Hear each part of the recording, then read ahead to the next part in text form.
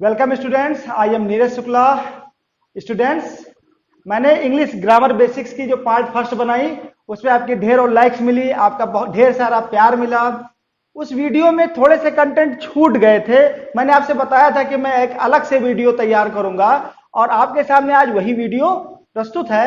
Students, इस video से पहले आपको पार्ट फर्स्ट देखना ही पड़ेगा, नहीं तो इस वीडियो में आपको कुछ समझने वाला है नहीं, आप कुछ समझ नहीं पाओगे। इसलिए सबसे पहले आप पार्ट फर्स्ट देख लेना। जो भी हमारे सब्सक्राइबर नए जुड़े हैं सबसे पहले वो पार्ट फर्स्ट जरूर देख लेंगे। अब मैं आपको उस वीडियो में कुछ बातें जो छूटी हुई थी अब मैं आपको वो समझाऊंगा। स्टूडेंट्स, आप याद करो जब मैंने आपसे कहा था कि there are two types of object.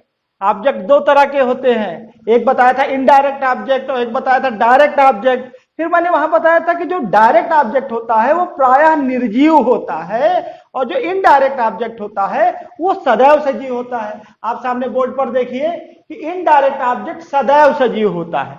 जैसे आप मी कहो, हर कहो, हिम कहो, राम कहो, सीता कहो, ये सारे के सारे सजीव हैं, तो ये कहलाएंगे इनडायरेक्ट ऑब्जेक्ट।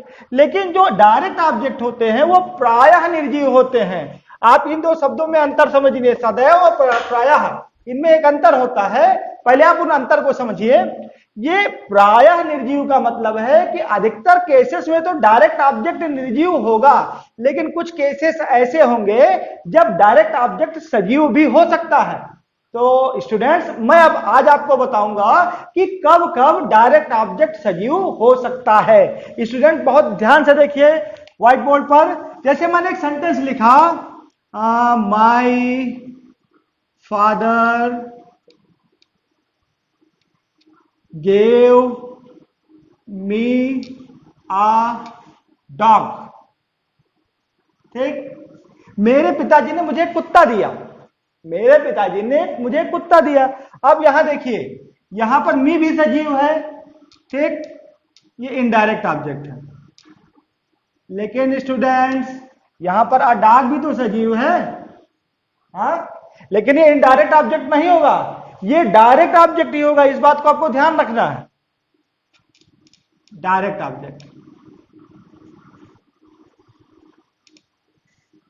तो आपने देखा कि कभी कभी डायरेक्ट ऑब्जेक्ट भी सजीव हो सकते हैं, इस बात को आप ध्यान रखोगे। लेकिन अब आपके सामने क्वेश्चन आया कि दोनों सजीव है, तब आप कैसे पहचानो? तब आप कैसे पहचानो कि कौन सा सजीव डायरेक्ट है और कौन सा सजीव इनडायरेक्ट है? पहले तो आप पोजीशन देख के ही जान लो कि पहले जो ऑब्जेक्ट आएगा वो इनडायरेक्ट ऑब्जेक्ट ही आएगा सेंटेंस में, और उसके बाद जो आएगा वो डायरेक्ट ऑब्जेक्ट आएगा। तो आप ऐसे भी जान सकते हो कि पहले इनडायरेक्ट ऑब्जेक्ट फिर डायरेक्ट ऑब्जेक्ट। और दूसरा तरीका जो मैंने आपको पहले बताया था, आप ध्यान करें कि किसे या किसको लगाकर जो उत्तर प्राप्त होता है वो इनडायरेक्ट ऑब्जेक्ट कहलाता है, ठीक, और जो क्या लगाने पर जो उत्तर प्राप्त होता है वो कहलाता है डायरेक्ट ऑब्जेक्ट। अब जरा इस सेंटेंस में जो पहले रूल आपको बताया गया आप उसे फॉलो करें। देखिए, मेरे पिताजी ने मुझे क्या दिया? क्या दिया?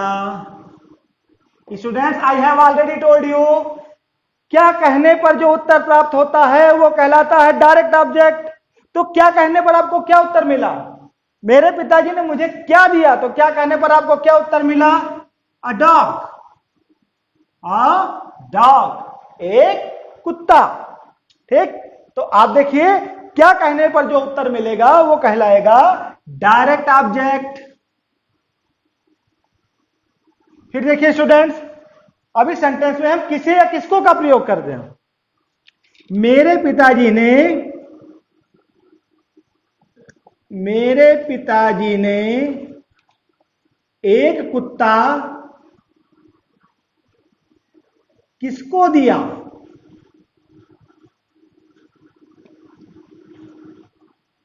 अब आप ही स्टूडेंट्स बताओ, मेरे पिताजी ने एक कुत्ता किसको दिया? आप क्या बोलोगे? मुझे दिया, ठीक, मी, मुझे दिया, ठीक। अब तो किसे या किसको कहने पर हमें जो उत्तर मिले वो कैसा ऑब्जेक्ट कहलाता है? वो कहलाता है इनडायरेक्ट ऑब्जेक्ट।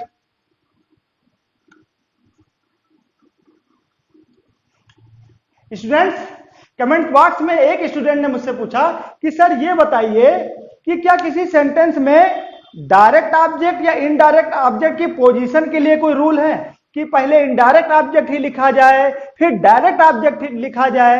हाँ स्टूडेंट, रूल है। आप चाहो आप पहले आप इस सेंटेंस को देखो, यहां पे पहले इनडायरेक्ट ऑब्जेक्ट लिखा है फिर डायरेक्ट ऑब्जेक्ट लिखा है, तो क्या पहले डायरेक्ट ऑब्जेक्ट लिखा जा सकता है और उसके बाद इनडायरेक्ट ऑब्जेक्ट लिखा जा सकता है? हाँ स्टूडेंट, लिखा जा सकता है। There are two types of rule. यहां पर दो नियम है। मैं बहुत जल्दी से, ये वीडियो बहुत ज्यादा लंबी नहीं होगी स्टूडेंट, आप ध्यान रखिए, लेकिन आप फिर से ध्यान रखिए, जब तक आप इस वीडियो का पार्ट फर्स्ट नहीं देखेंगे, मेरे जो नए सब्सक्राइबर हैं पहले इस वीडियो का पार्ट फर्स्ट देख लें, नहीं तो आपको इस वीडियो में सेकंड पार्ट में कुछ समझ में आने वाला नहीं है। लेकिन बहुत जल्दी मैं आपको इन जो ऑब्जेक्ट है दो प्रकार के, उनकी पोजीशन के बारे में समझा दूं। उसके बाद मैं आपको धीरे धीरे ग्रामर के आगे आने वाले विषयों पे भी ले जाऊंगा। आपके ढेर सारे विषय आने वाले हैं, डोंट वरी स्टूडेंट्स। मैं आपको आपकी भाषा में ही पढ़ाऊंगा, बहुत आसान भाषा में पढ़ाऊंगा, गारंटी लेता हूं आपको सब समझ में आएगा। अब उसके आगे आप देखिए कि जो आपके जो ऑब्जेक्ट्स की पोजीशन क्या होगी, ऑब्जेक्ट्स की पोजीशन। तो स्टूडेंट्स आप सब जानते हो, I have already told you, मैंने आपको कई बार बताया कि सबसे पहले सेंटेंस में लिखा जाता है सब्जेक्ट, देन वर्ब, और उसके बाद आप लिखोगे ऑब्जेक्ट। तो आप चाहो तो पहले इनडायरेक्ट ऑब्जेक्ट लिख दो, इनडायरेक्ट ऑब्जेक्ट। अगर सेंटेंस में दोनों ऑब्जेक्ट आए हैं तो आप पहले इनडायरेक्ट ऑब्जेक्ट लिख दो फिर डायरेक्ट ऑब्जेक्ट लिख दो। अब देखिए मैं इस पर एक सेंटेंस क्रिएट कर रहा हूं, जैसे मैंने लिखा है he gave me uh pen. ठीक, यहां पर मी है इनडायरेक्ट ऑब्जेक्ट। क्यों इनडायरेक्ट है? क्योंकि ये सजीव है, और आ पेन निर्जीव है, इसलिए क्या कहलाएगा? Direct object. अब स्टूडेंट्स, मेरे जिस स्टूडेंट ने मुझसे क्वेश्चन किया था, मैं उसका जवाब दे रहा हूं कि आप चाहो तो डायरेक्ट ऑब्जेक्ट को पहले कर दो, ठीक, और उसके बाद इनडायरेक्ट ऑब्जेक्ट लिखो। लेकिन थोड़ा परिवर्तन होगा स्टूडेंट, जो ध्यान से देखना। तब आप क्या करोगे, जब आप डायरेक्ट ऑब्जेक्ट को पहले लिखो, इनडायरेक्ट को बाद में लिखो, तो आपको करना यह है कि आप पहले तो सब्जेक्ट ही रहेगा। ये तो यूनिवर्सल रूल है इंग्लिश लिखने का, ये यूनिवर्सल रूल है कि सबसे पहले सब्जेक्ट और वर्ब ही आएगा। सब्जेक्ट लिखा, देन वर्ब, और उसके बाद आप क्या करिए कि डायरेक्ट ऑब्जेक्ट लिख दीजिए। ठीक है स्टूडेंट्स, अब सीधे आपको इनडायरेक्ट नहीं लिख देना है, आपको क्या करना है, पहले टू प्रीपोजिशन लगा देना है। ठीक, then you can write indirect object. अब इस रूल से इसी सेंटेंस को फ्रेम करना है। क्या करें, जैसे हम सब्जेक्ट दोनों में सेम है, ही, वर्ब, गेव। अब आप पहले डायरेक्ट निर्जीव वाला ऑब्जेक्ट लिख लो, तो हमारा निर्जीव ऑब्जेक्ट है a pen, he gave a pen, a pen. उसके बाद स्टूडेंट ध्यान से देखिए, टू लगा दिया, टू। उसके बाद हम अपना सजीव ऑब्जेक्ट लिख दे, मी। आई होप स्टूडेंट्स आपको समझ में आया होगा। अगर आप पहले डायरेक्ट ऑब्जेक्ट लिखना चाहो, बाद में इनडायरेक्ट ऑब्जेक्ट लिखना चाहो, तो आपको टू जरूर लगा देना चाहिए। स्टूडेंट एक एग्जांपल से इसे और समझ लेते हैं। जैसे हमने लिखा कि my father gave a book. पहले हम लिखे सजीव object, my father gave a book, gave her a book.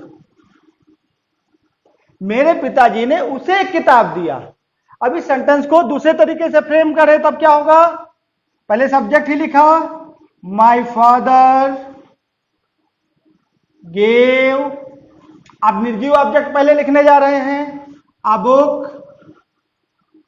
Rule देखे बेटा, आप टू लगाएंगे और उसके बाद सजीव ऑब्जेक्ट लिखेंगे, हर। आई होप स्टूडेंट्स आज अब आपको, अब जब आप दोनों वीडियो देख लेंगे तब आपकी कम से कम इंग्लिश बेसिक्स की जो पहली सीढ़ी है वो बिल्कुल क्लियर हो जाएगी। और उसके बाद जो सबसे जरूरी चीज है, आप देखेंगे कि आपको वर्ब, आपने सब्जेक्ट और ऑब्जेक्ट पढ़ लिया, अब आगे वाले वीडियो में आपको वर्ब पढ़ना है। लेकिन मैं आपको उस ट्रेडिशनल तरीके से वर्ब नहीं पढ़ाऊंगा, अपने तरीके से पढ़ाऊंगा। मेरा खुद का तरीका है आपको समझाने के लिए। अच्छा स्टूडेंट्स, मैं आपको फिर से एक बात याद दिला दूं कि अगर आपने पार्ट फर्स्ट नहीं देखा है तो पार्ट सेकंड पढ़ने का कोई फायदा, देखने का कोई फायदा नहीं है। इसलिए स्टूडेंट्स, आप अपने सर की बात मानो, सबसे पहले आप पार्ट फर्स्ट देख लो, then you can watch part second. धन्यवाद, जय हिंद, थैंक्स।